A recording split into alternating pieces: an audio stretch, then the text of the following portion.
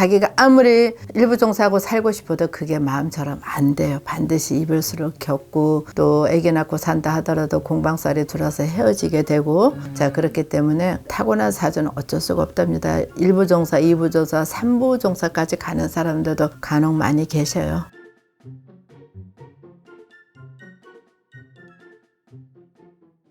안녕하세요. 안녕하세요. 네, 쌤 잘 지내셨죠? 네, 추운데 오시느라 고생하셨어. 날씨 추운데. 날씨가 오늘부터 또 갑자기 너무 추워졌습니다. 원래 겨울 날씨잖아요. 소설도 지났는데. 근데 사실 이번 시간 좀 질문 드리고 싶은 게 네, 이제 우리나라 이혼율이 굉장히 높잖아요. 많죠. 많죠. 사실 이제 일부종사 못 하시는 분들도 많은 것 같은데 네, 이제 일부종사가 안 되는 사주 있죠. 있죠. 저희가 점사를 보다 보면은 네. 아, 이분은 일부종사가 아니라 삼부종사를 해야 되는 사람들도 많고 또 아무리 본인이 헤어지려고 그래도 공방살이 없어서 그냥 일부종사를 가는 사람이 있는가 하면은 요즘은 이혼이 진짜 너무나 다섯 집 건너 한 집이 뭐 이혼이다 이런 얘기가 나올 정도로 많은데 이혼이 뭐 결코 잘했다고는 볼 수 없죠. 그렇지만 우리 어머니 세대처럼 인연이 아닌데 자식 때문에 꾹꾹 참고 살아야 되는 그러한 시대도 아니죠. 그래서 일부종사 못하는 사주들은 보면은 절대로 아무리 내가 끝까지 살으려고 해도 할 수가 없어요. 하다못해 뭐 내가 남편한테 아무리 잘해도 일부종사 못하는 사람은 이별수가 들어오고 공방살이 들어오고 또 남편이 외도를 하게 되고 그런 것들이 등등이 이루어지는데 일부종사 못하는 사주는 반드시 있어요. 보면은 진짜 뭐 3월 달에 아주 센 달을 타고난 사주라던가 7월 달에 칠성주를 타고난 사주들 분명히 이건 제가 말씀을 드리고요. 전제로 7월이라서 다 이혼하는 거 아니에요. 오해하지 마시고요. 칠성주를 타고난 사주 같은 경우 특히나 불사님한테 이렇게 전환에다 자기 이름을 걸고 평생을 살아야 되는데 그런 개 중에도 보면은 칠성주를 타고난 사주 중에도 센 사주가 있다는 거죠. 그런 사람들 일부 종사 못하고 또 3월생들도 보면은 아마 제가 우리 PD님하고도 그때도 한번 제가 영상 찍은 게 있는데 평생 빌고 살아야 되는 사주 중에서도 그런 분들이 많이 계세요.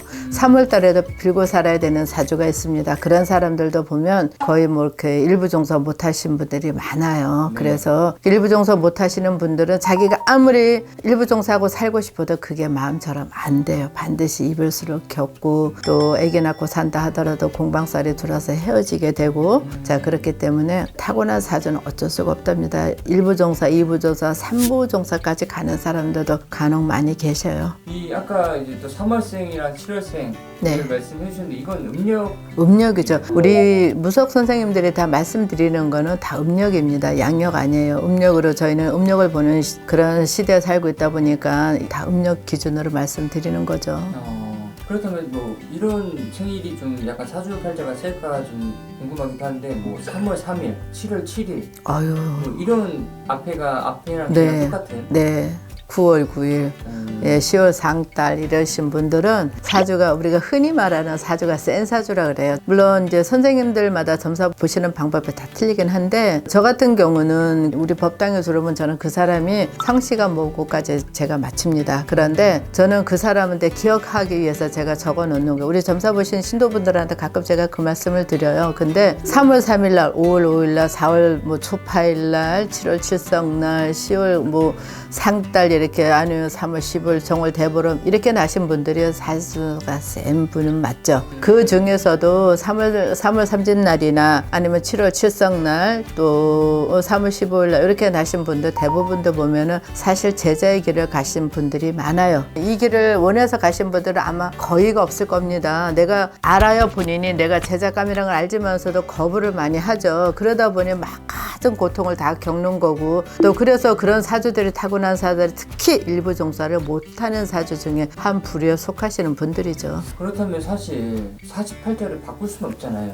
그럼요. 생일이 방금 말씀해주신 그런 좀 센 일부 종사를 하고 싶어요. 그러려면 좀 어떻게 해결을 해야 될까요? 이해를 돕고자 예를 들어서 항상 제가 하는 얘기인데 눈이 아프면 안과를 가야 되죠. 안과를 가야 되는데 치과를 가. 그러면 눈은 눈대로 아프고 이는 이대로 다시 건드려서 더 아픈 거듯이 그런 사주들은 내가 진짜 살고 싶으면 우리 같은 사람이 그런 분들한테 필요한 거라는 거죠. 병들고 아프면은 의사한테 가서 현대의학으로 고치면 되지만 타고난 사주가 그렇게 세게 타고난 사주라고 하면 우리 선생님 같은 사람들 찾아오셔갖고 법당에서 각자 선생님들이 해주시는 방법은 다 틀려요. 객관적이지는 않아. 그러나 중요한 거는 그 사주는 똑같다는 거. 그래 그런 분들은 법당에 오시면은 내가 일부 종사 하고 싶을 때는 어떤 방법을 제시를 할 겁니다. 선생님들이. 그러면 그 제시에는 반드시 이의를 갖지 마시고 선생님들이 뭐 돈 뜯으려고 하는 분들은 없거든요. 그분을 살리기 위해서 하는 거니까 저를 포함해서 다른 무속인 선생님들이 당신 사주가 이렇게 세니까 이렇게 해서 그 방법을 그 살아가는 걸 한번 피해 나갑시다 할 때는 그 말씀을 듣고 따라주는 게 아마 맞을 거라고 생각이 듭니다. 방법은 전환해서 다 일러주실 거예요.